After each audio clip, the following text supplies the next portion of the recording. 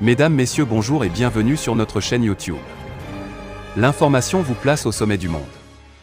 Alors si vous êtes nouveau, abonnez-vous et activez aussi la cloche de notification pour ne plus rien manquer. On commence. Le 29 août dernier, les femmes ont mené des activités de reconnaissance dans les environs de Tessie, région de Gao. Les forces spéciales des forces armées maliennes, connues sous l'acronyme FAMA, ont reçu des informations selon lesquelles des combattants préparaient une embuscade contre un convoi de l'armée. Après avoir évalué la situation, les forces armées ont décidé d'agir de manière proactive autant pour nous et d'intervenir. Ainsi, les femmes ont mis en place un piège et les terroristes sont tombés dedans.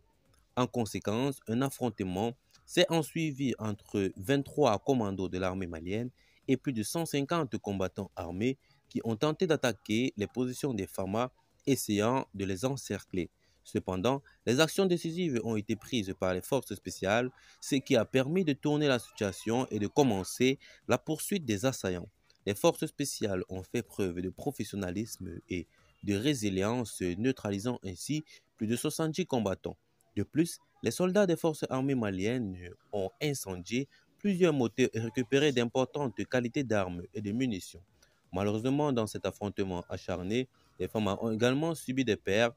Deux soldats des forces spéciales ont été neutralisés, quatre ont été blessés gravement et évacués par hélicoptère pour recevoir des soins médicaux.